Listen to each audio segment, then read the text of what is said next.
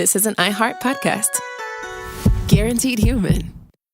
Work can be a little weird. Cringy training seminars, coworkers who won't stop talking about their plant, forgetting the mute button at an inopportune moment. We have to deal with a lot on any given workday. Sometimes it can feel hard to thrive and move forward in your career. Well, that's where LinkedIn comes in. LinkedIn helps you get ideas and insights from experts in your field, connect with people professionally, grow your network, and access tools designed to help you find the right fit for your next role. Whether you're just getting started, figuring out your next move, or looking to accelerate your career, LinkedIn is built to support you at every stage because LinkedIn is the network that works for you. Visit linkedin.com/knowstuff to learn more. If audiobooks are your thing and you've been meaning to listen to more of them, you should check out a podcast called Earsay, the Audible and iHeart Audio Club, hosted by Cal Penn. Each episode spotlights standout audiobooks on Audible across all kinds of genres: sci-fi, comedy, romance, thrillers, and more, with Cal talking to guests who help break down what makes each story worth listening to. It's a fun, easy way to discover your next great audiobook. Check out Earsay on the iHeartRadio app, Apple Podcasts, or wherever you get your podcasts.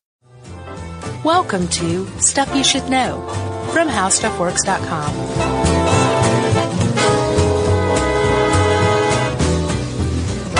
Hey, and welcome to the podcast. I'm Josh Clark. There's Charles W. Chuck Bryant. Jerry's over there. And this is Stuff You Should Know. That's right. All of our wives and girlfriends are in the next room. Right. How are you doing, man? I'm good. I found this topic to be super interesting. And I should say up front that our jokiness that we always include in every podcast, almost, is not meant to be disrespectful to anyone who is in a polyamorous relationship. Yeah, and we're not here to just kind of look at your relationship from the outside and poke at it and make fun of it or light of it. If you're enjoying yourself and everybody's on board and no one's being hurt, then we always say to each his own. That's right. But from the outside, polyamory might seem like a very strange arrangement. Well, I think to most people it seems like swinging.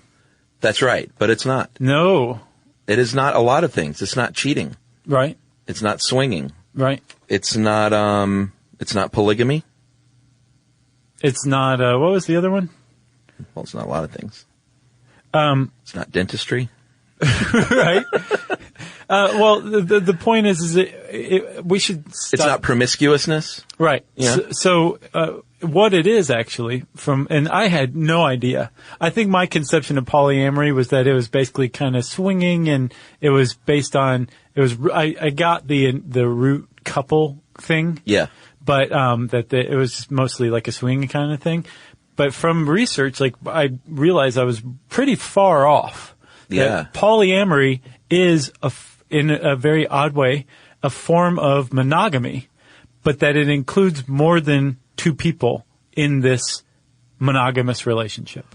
Well, not necessarily monogamous either, though. So, because there can be arrangements where you're allowed to go out and do what you want on the weekends with people. So I ran across something that's technically considered monogamish, as Dan Savage coined it. That sounds like a very new word. It is new. Yeah. I mean, Dan Savage coined it. Yeah. But which means that I'm probably not going to put too much credence in it. But from what I understand, and I got this from a polyamory site called More Than Two. More Than Two. Great site. Franklin Vo is how I'm pronouncing his last name. Vo. Yeah, V-A-U-X. and I'm not kidding when I say it's a great site. If you are interested in exploring polyamory, it's super thorough and very, very helpful, I would think, just by going through it. And the impression that I got from him, from his FAQ at least, was that it is like the people in a polyamorous relationship are committed to one another. Yeah, true. And that they're rather in the same way that two people, a couple, come together to form a monogamous relationship. Yeah. If you take that bubble and add another person or two other people or something like that, but there's still that bubble of monogamy, of commitment, of affection. Sure. That is more close to the definition of polyamory. Now, in real life, I'm sure it's different, and that there are different aspects to it or whatever. But supposedly, that's what I gathered. But I think polyamorous couples say, why would you even use a word like monogamy when it means mono? Right. That's poly means more than one. Committed is the word I should have used. Yeah, I think that's the trip. And so Dan Savage, come on, monogamish. Yeah. Yeah. I knew more about this just because there was a show. I don't know if it was HBO. It was probably Cinemax that followed some polyamorous relationships. Mm-hmm. And so I knew that it was not just, hey, it's swinging, or hey, I just want an open relationship. It's, I'm in a triad. I've got a man, and there's a woman, and there's another woman. Mm-hmm. Or in another case, it was two couples. They all lived together. Mm-hmm. They were all in a committed relationship with one another. Right. We'll talk about, there is no standard for a polyamorous relationship. It can really be anything you want that works for you. Yeah. Sometimes it's bisexual. Sometimes it's not. Sometimes, the two, it's really, we could go over a million scenarios. We really could. I was starting to break them all down, but it's like, you really is whatever you can work out between yourselves is polyamory. But the point is, to maybe put it on less fine of a point, but to get a little closer potentially to a correct definition. Polyamory is not monogamy because there's more than two people. Right. And it's not cheating because all of the people involved are on the same page. Yeah, they signed a waiver about what they're doing. Yeah. What they're doing, what their partners are doing, what everybody's doing, everyone's aware and consenting. That's right. So it's between those two things. So this is the opposite of the ESP podcast, where apparently we never even said what ESP stood for. Yeah. A couple of people were like, hey, didn't catch what ESP stands for. Can you tell us? And I'm like, what? Go listen again. Yeah. And then enough people said it that I was like, extrasensory perception, by the way. And then we have just now defined polyamory for the last 10 minutes. So I think we're covered. I think we finally landed on it, though. Yeah, it's a very fascinating thing. And here's how it works. Well, I think let's talk about why people are polyamorous. Right. So people who are polyamorous probably tend to think that monogamy is not for them. And if you're speaking from a evolutionary perspective, monogamy is kind of a puzzlement. Yeah. Should we talk about that? Yeah. So monogamy, looking through the lens of natural selection, doesn't make sense evolutionarily because it lowers a male's ability to, it lowers his number of opportunities to carry on his genetic line. And they're for the species. Right, exactly. Yeah, and it was long thought by some that monogamy came about so males could assist in the raising of the young. But there are some new theories now that make that seem a little less likely, or actually a lot less likely. And ironically, well, not ironically, but coincidentally, they were both published. They were both published around the same time, these two new theories. Right. They came out in enough time to really kind of compete with one another. Yeah, because, when you look around the animal kingdom, among non-avian, there are more birds that are supposedly cockroaches that are monogamous. Yeah. But if you rule out the birds and the cockroaches. Well, specifically mammals, too. Yeah, about 5% of the 4,000 mammal species, give or take, only about 5% are monogamous or mate for life. Right.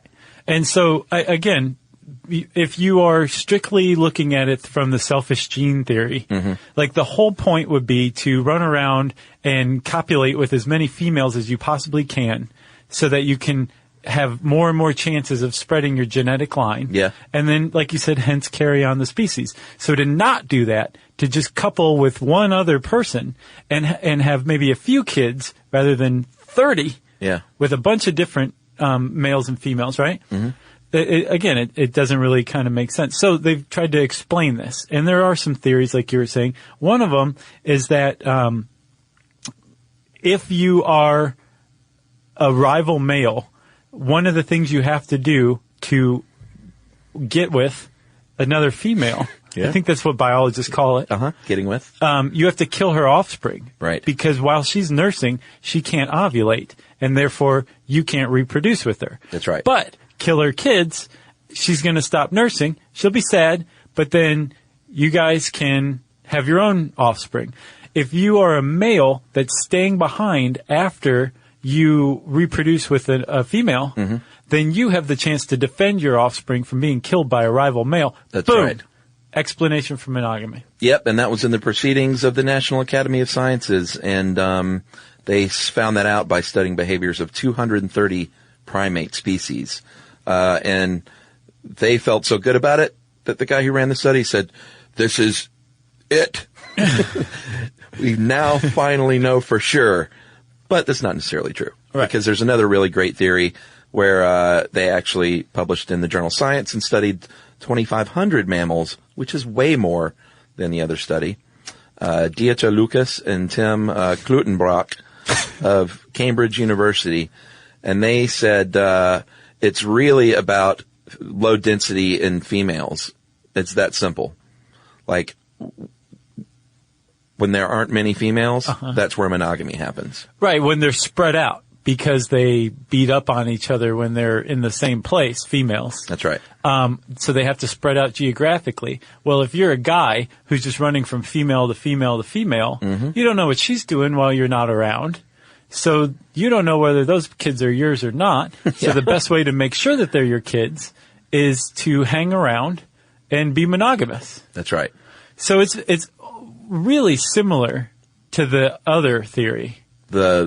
You're staying around to defend the kids. Oh, yeah. In this one, it's a little less magnanimous. You're staying around to make sure that the female doesn't run around on you, right? Yeah. But then I saw a third theory that also makes sense too. And that is that the idea of males staying around to help raise kids was a strategy developed by lesser males.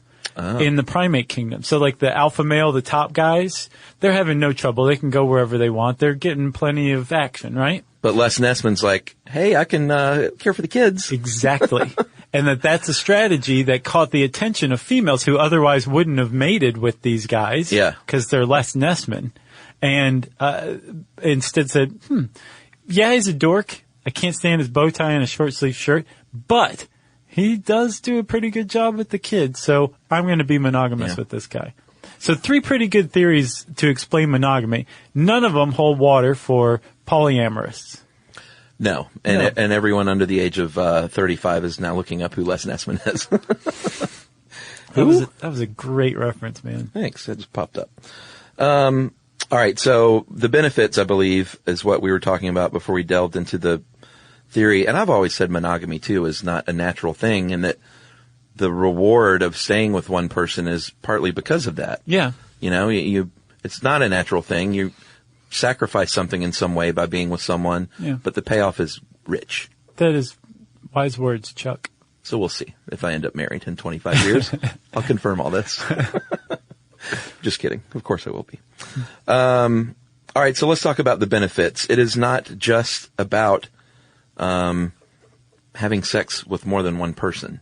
No, that's definitely part of it. It is part of it, but it is also about support and a greater, it takes a village, they say. So if you have a larger village, then you're going to have more support and care and love and emotional support, all that stuff. Right, exactly. And it's not a polyamorous relationship or group doesn't necessarily have sex with one another. Everybody. Sex is a big component of it. But you also have what are called polyaffective relationships. Yeah. Where, like, let's say you have, what'd you call it, a triad? Is that a poly a triad word? is 3 people, yeah. Right, but that's what polyamorous call it? Yeah. So let's say you have a triad where neither of the of 2 women and a guy, and neither of the women are bisexual, but they're still in a polyamorous relationship. Yeah. They would be polyaffective. Like, they have an emotional connection to one another, like a couple would, but they're not sexually involved with one another. Right. They're polyaffective. Right. That's another component of a polyamorous relationship. So the whole thing is not just satisfying your every sexual need with a bunch of different people. It's also that I think they believe that you have a lot of different needs that one person can't necessarily satisfy beyond sex as well. It can be cultural interests. It can be pastimes. It can be what have you. And so the idea behind polyamory is you find those people in your life who combined make that single ideal person. Yeah. Rather than placing all that on one single person, for better or for worse. Yeah, I looked at an example on the, what was it, 2 for 1? No. 2 or more? More than 2. More than 2. More than 2.com. More than 2. 2 for 1. More than 2.com. I looked at one. They have a lot of just stories and examples of people, like real stories. And this one lady was married to a guy who quite simply was not into a lot of the things she was into. She was big into the theater, I think, and museums. Her husband didn't like that. They developed into a polyamorous relationship, and she had another man that was really into that stuff, an old high school boyfriend, I think. And he took up with another woman who had similar interests as him, and they all worked it out. And, you know, people would say, well, why don't you just leave the husband then who you don't have these things in common with and go with the old high school boyfriend? That's a neat story. She was like, well, because he's really needy, and my husband isn't, and we have a lot of great stuff. So it is literally, like you said, satisfying all my needs through multiple people, because who can expect one person to be that soulmate that gives you everything you need? Nice. And these suckers who are in monogamous marriages are just sacrificing certain parts of their life, like going to museums or whatever, if it was this lady. So, everybody, we're about to satisfy all of your needs with this commercial break. Hey, now.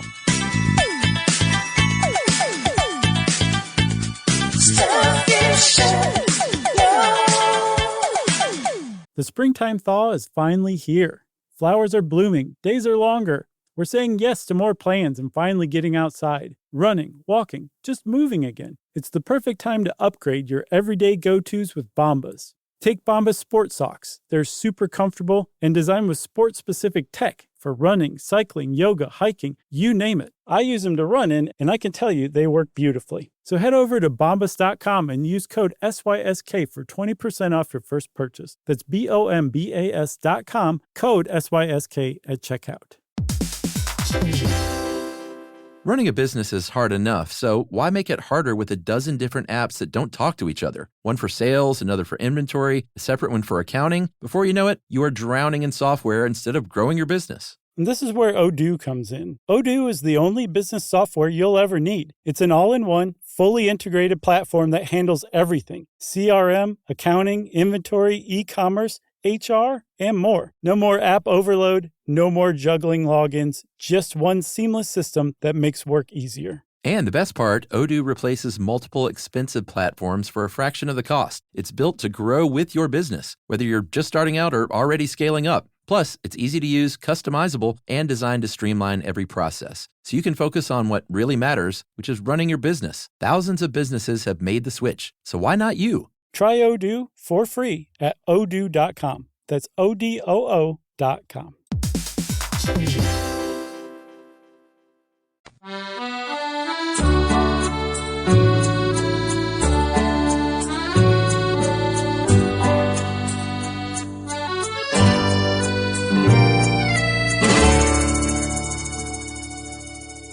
All right, and we're back. So, Chuck, we were talking about why people do polyamory, right? Do polyamory? Yeah.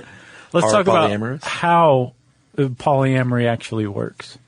Yeah, I mean, anyone in a marriage that's, you know, things get more complicated as you get older. So I don't mean to talk down to people in their 20s, but relationships get a little more complicated as you get older and you get more responsibilities. Mm-hmm. So if you're married and you're in your 30s or 40s or 50s, you know it is, or any kind of committed relationship, you know it's logistically tough sometimes. Well, yeah, because you're like, I want this. And this other person who you share half of your estate with says, no, I want this. Or I want to do this, or I want to do that, or I want a vacation here or there. Exactly. Just keeping up with schedules, it's all very complicated. It's all compromise. Life is one big compromise, and you're compromising between two people's opinions. Imagine just throwing in one extra opinion that differs from the other two, that has equal weight.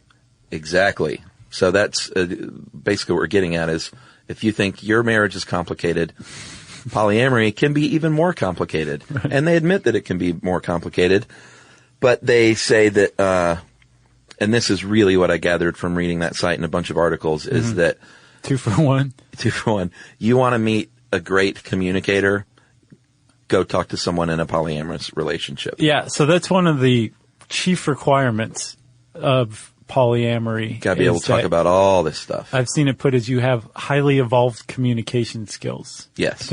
I would not be a good polyamorous. Oh, me either. No. Man. I wouldn't last 2 days. No, I stink. I stink at communicating. I think I'm just doing fine, and it turns out, wait, I didn't say that? Chuck, is this bothering you? Well, no.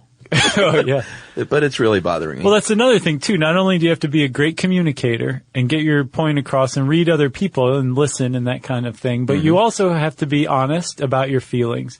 Super honest. One of the things that polyamorists face, just like anybody else, is jealousy. Yeah. We did a pretty good episode on jealousy a while back. Yeah, Jealous Much was the name of it. Yeah. With a question mark. Jealous Much? Right.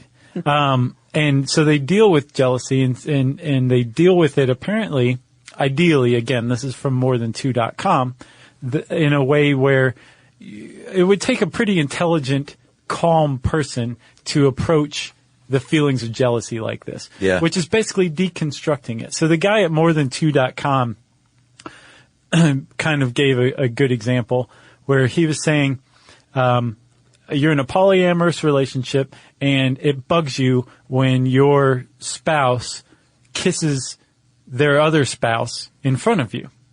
Right.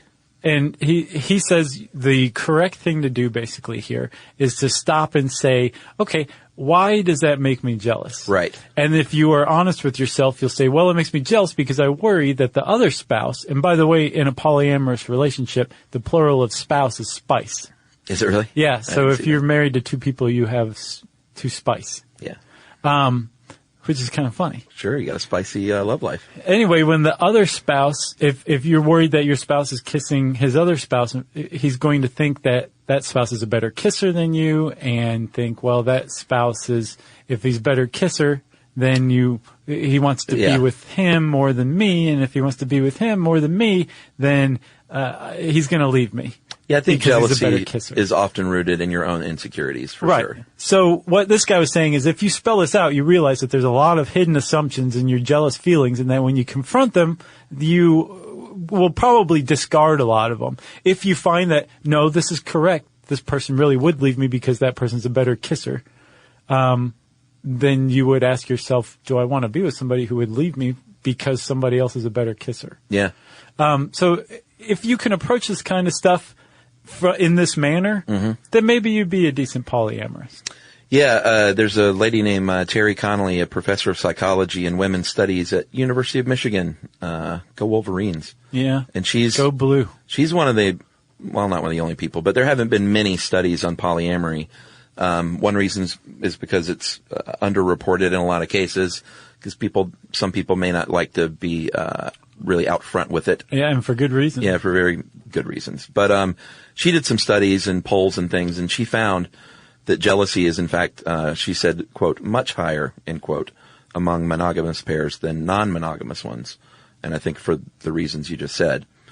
She also found, she interviewed 1,700 individuals, monogamous individuals, 150 swingers, 170 people in an open relationship, and 300 polyamorous individuals, and said that polyamorous tended to have equal or higher levels of sexual satisfaction, and people in open relationships tended to have lower sexual satisfaction than their monogamous peers and polyamorous peers. So, and we should say open is not the same as polyamorous. No, again, in a polyamorous group, the people in the group form a closed whole. Yeah.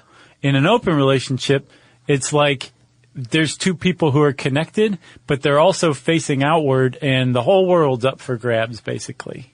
Right. In an open relationship, you know?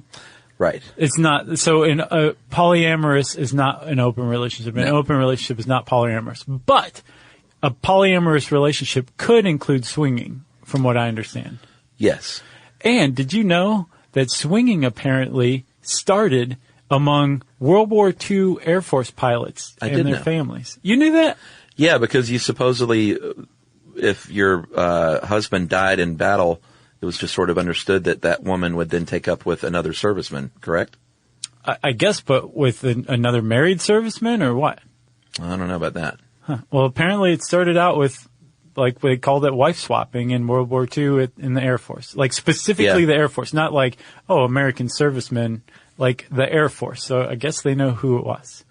I think I've told the story about the Atlanta Swingers Club was very close to my phone number growing up.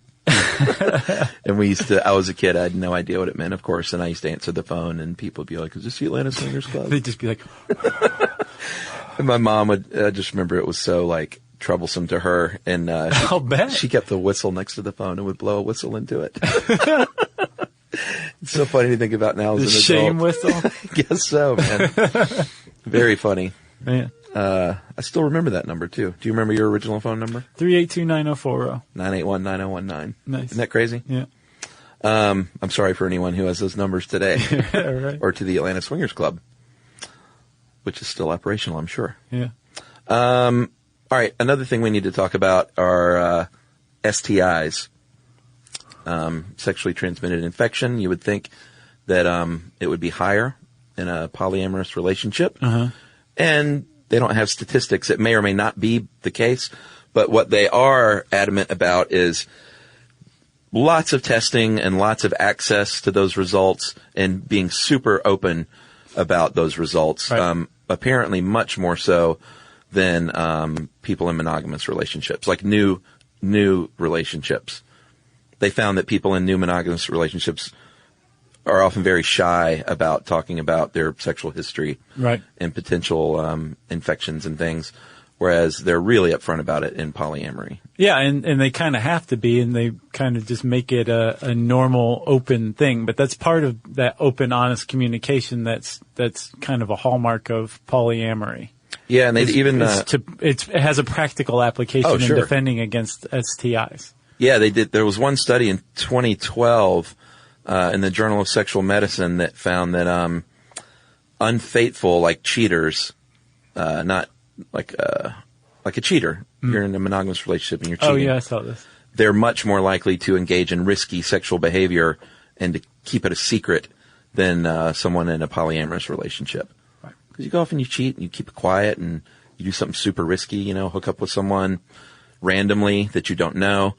And that's kind of like the opposite of polyamory from what it sounds like. Right. With polyamory, it's like, okay, it's time for your weekly STD test. Right. I want to see the paper. And we're not hooking up with some random person. If there one thing that there's a lot of in a polyamorous relationship are rules. Yeah, if you haven't picked up on that yet. Yeah, you got to have the ground rules laid down. How much time are you going to spend with this person versus that person?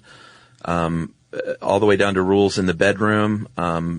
It sounds a little gross, but fluid swapping is a big deal. So there's a thing, one of the ways they protect against STDs is, let's talk about some of the arrangements, okay? All right. Because I think we need to, because these different rules that we're talking about here will apply differently to different types of relationships. So obviously there's a triad. You can also have a quad. I can imagine that you could go up to 6, 8, whatever. The point is when you have a group that are equal to one another, where everybody's equal to one another. Yeah. That's one form of the polyamorous relationship, right?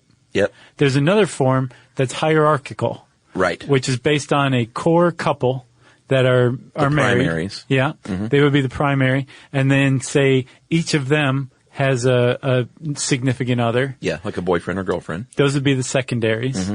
And then maybe they have another person that they're close to, they see once in a while, maybe they live out of town, something like that. That would be potentially a tertiary relationship, right? Yeah, like you break the Twister game out and they show up. Right. So the difference between the two is with the hierarchical relationship, or the hierarchical format, the person that's your spouse, the core group, the core couple people. Yeah. They're the ones who are going to get the most time, the most attention. They're going to have more power to, say, veto the others. Yeah, veto's a big deal. Yeah. In the other relationship that forms like a triad or a quad or 6 people or something like that, where everybody is equally weighted, that you wouldn't have like there's no hierarchical structure to that. Yeah, and it depends on how you want to structure things. They're both completely valid as polyamorous relationships. It's just, up to you, basically. And so you said the veto power is a big deal. Yeah, I think it's always to be honored. Right. So if somebody is meeting somebody new and wants to date them, they basically have to go to the rest of the group that they're committed to in this committed relationship with and say, I got this person, I'd like to bring them into the group. I don't know this, but I can imagine that is a huge thing. Sure. Especially in a long established polyamorous relationship group. Like bringing a new person in, I'll bet that would be really big deal. Yeah, can you imagine being that dude and showing up? Right. It's like the worst job interview of all time. Right. Especially if you don't know what's going on. Oh, yeah. Plus, in the hierarchical structure then, I can imagine the veto power probably just rests with the 2 core people. Maybe slightly in the secondary people. Right. Probably not at all in the tertiary people. Yeah, they're just there for Twister. But with the STI thing, if you are what's called body fluid monogamous. Yeah, which I was kind of joking about that. It sounds gross. It's really not at all. That's basically saying that we can have sex with each other without condoms. And I'm sorry, I'm saying you and me. I thought you were talking to somebody behind me. But maybe the secondary and I have to wear condoms. And we don't exchange those fluids so intimately and freely. Or if you're in a group, Yeah. Like everybody in the group might be body fluid monogamous, but if they are agreed that they can go outside of the group, they would not be.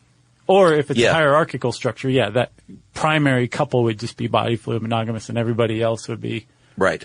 You'd have to wear a condom or something. Yeah, or it may not even involve sex. Maybe your secondaries are, you go on dates with and you can, go to first and second base and that's where it ends. Like it's really all about the people in the relationship working out what works best for them. Right. All right, so let's take a break here and talk more about the polyamory right after this. Stuff you should know.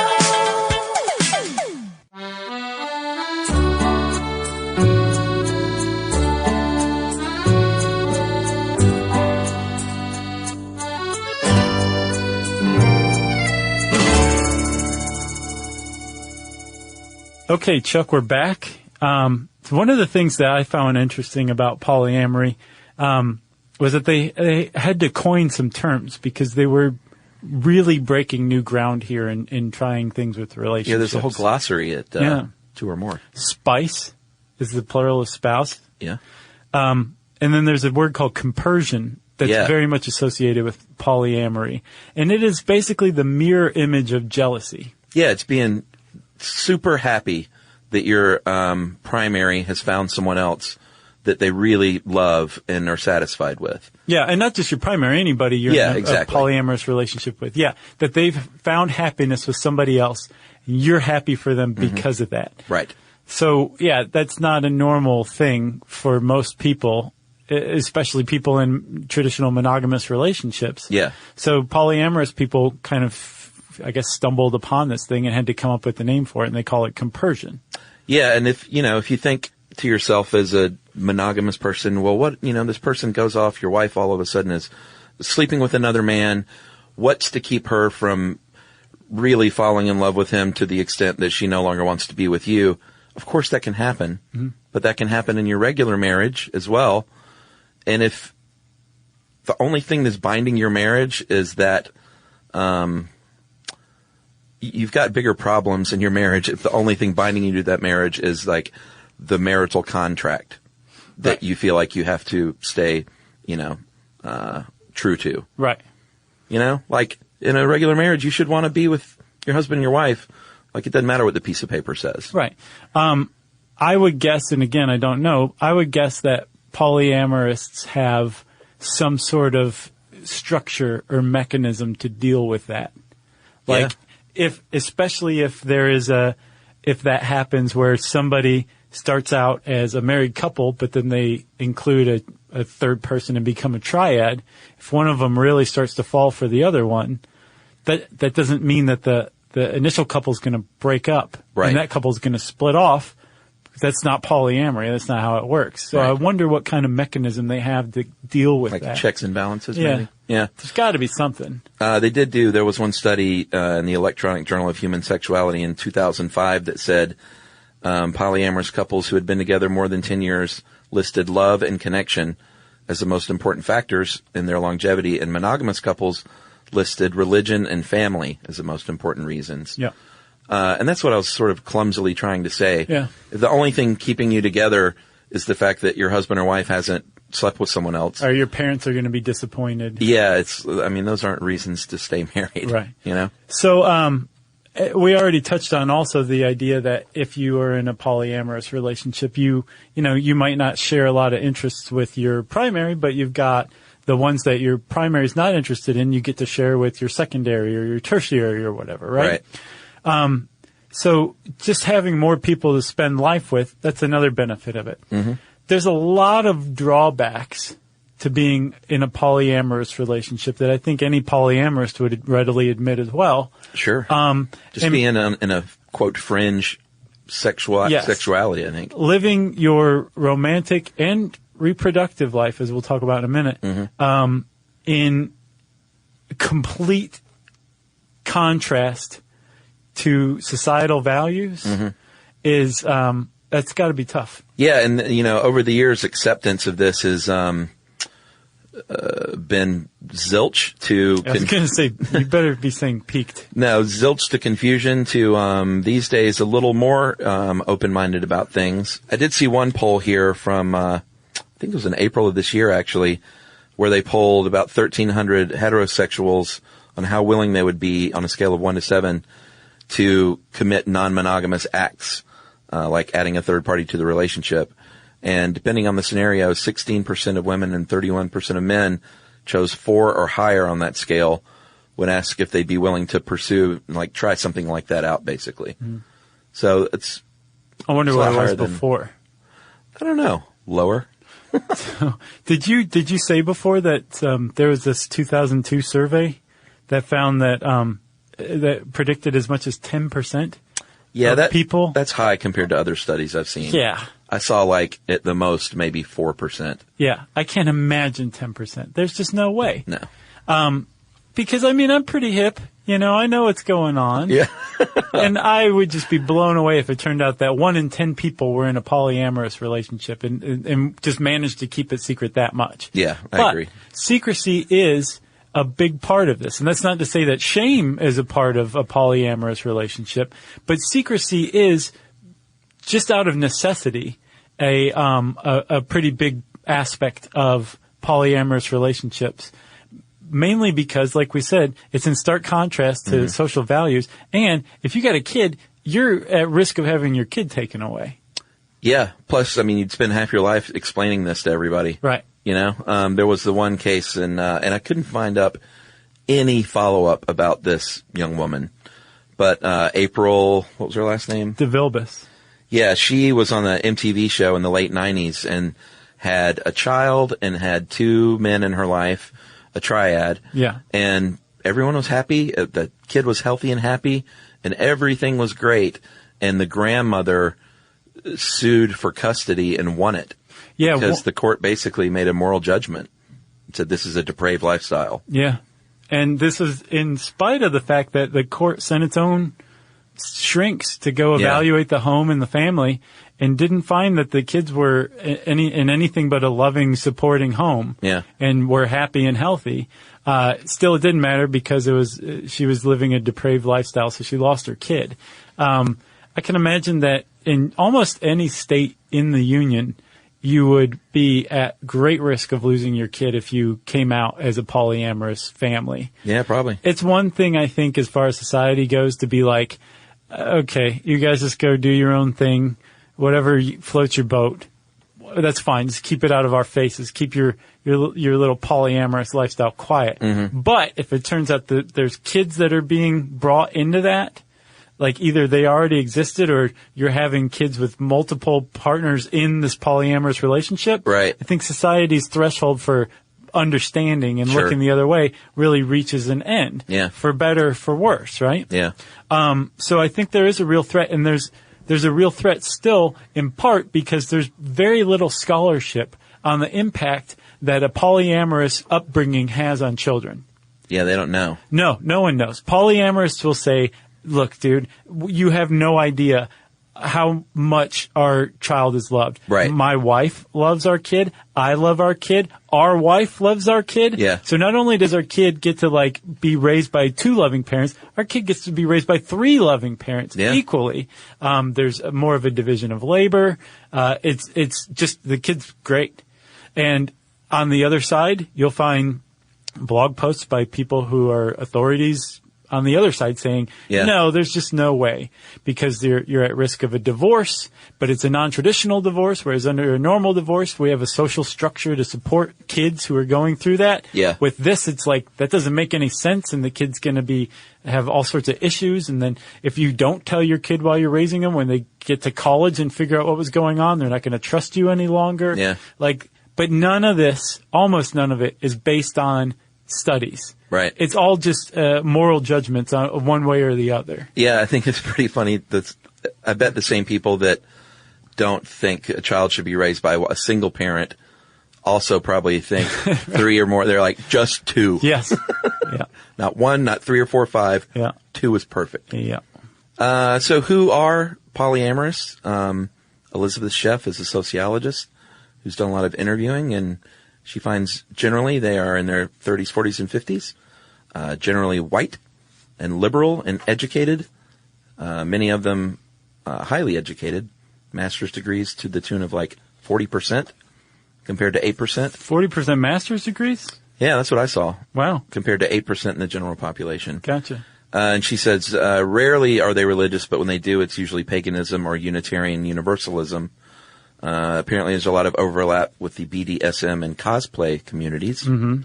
And here's another term, hunting the unicorn. Did you come across that? No, I didn't. I'm disappointed in myself. That is, she said that a lot of couples are introduced or interested in polyamory by looking for a woman, bisexual woman, to enter their relationship. Gotcha. So I want a triad. I want 2 women. The woman's like, I would like a woman as well. And so let's go out and find that. That's called hunting the unicorn. What else? I got nothing else. I mean, I did look up a little bit of the history of this kind of thing, and have you ever heard of the Oneida Commune? Yeah, I think we touched upon that in communism. Oh, really? I think so. Well, they were, it sounds like a cult, but it's super interesting because it was in the 1840s in upstate New York, in Oneida, New York, where you usually don't, in the 1840s, hear about things like free sex and polyamory. But that's exactly what was going on there. A lawyer named John Humphrey Noyes basically started a free love commune in the 1840s in New York. Huh. And by some accounts, it was a very feminist group because women were encouraged to only have sex when they wanted to, which, in the 1840s, that wasn't the norm.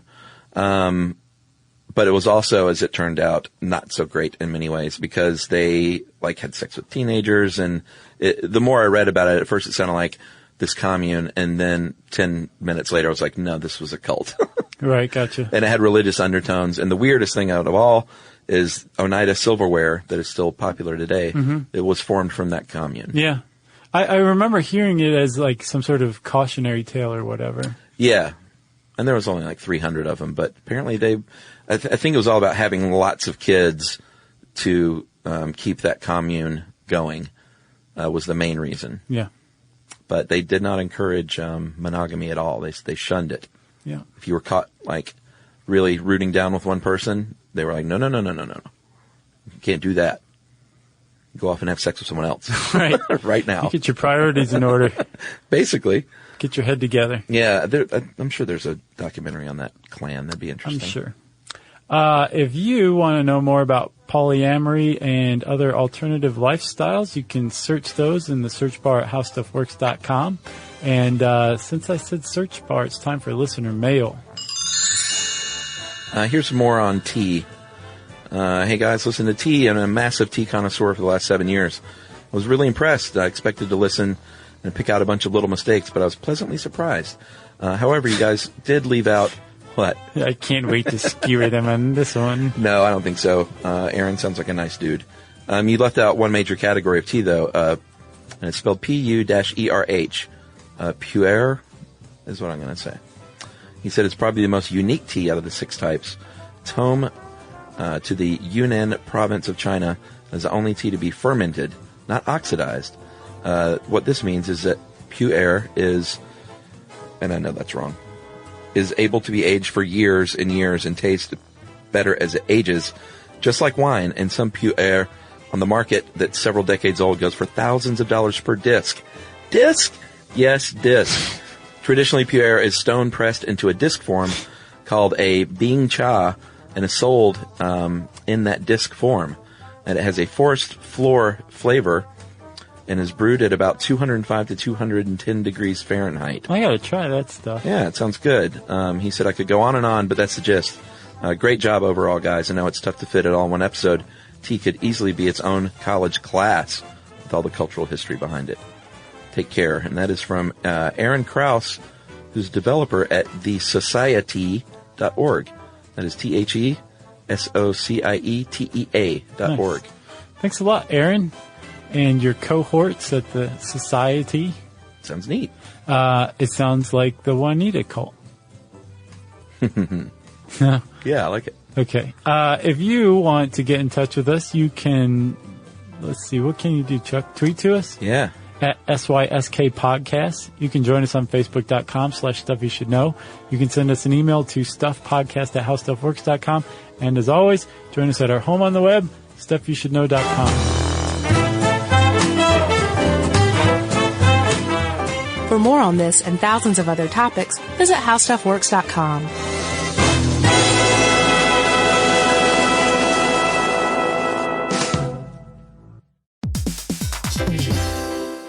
Hey everybody, here's a fact for you. In the United States, there is a break-in every 26 seconds, and that means that somewhere right now, an intruder is getting closer. And the problem with most security systems is that they only alert you after the break-in has started, and that's too late. Well, that's what makes SimpliSafe different. They use alerts. SimpliSafe's U.S.-based live agents, they identify threats on your property and help deter them before they actually break in. So the intruder never gets into your house. The crime is stopped before it even starts. That's right. And another great thing about SimpliSafe is they have no long-term contracts. They give you peace of mind and great value with their monitoring deterrence plans because they just start at about $1 a day. Yeah, SimpliSafe sent us a setup years back, and I still use mine every day. Yeah, and apparently setup, you can do it by yourself in under 30 minutes, so it's a really good value and it doesn't take long. So if you want to experience the SimpliSafe peace of mind, you can take advantage of the SimpliSafe discount offered to Stuff You Should Know listeners. Right now, you can get 50% off your new system by visiting simplysafe.com/stuff. That's half off at simplysafe.com/stuff. There's no safe like SimpliSafe. Mom, can I have Lingo Kids? Dad, Lingo Kids, please! When did we become the Lingo Kids house? No idea. Last week it was dinosaurs. This week it's... Lingo Kids! Why Lingo Kids? Because it's the best thing ever. We can play games with astronauts, wild animals, and superheroes. With more than 4,000 interactive games, songs, and shows, Lingo Kids is the #1 entertainment platform for young kids. So, no dinosaurs? And dinosaurs! Lingo Kids! Everything kids love. Download it for free. This is an iHeart podcast. Guaranteed human.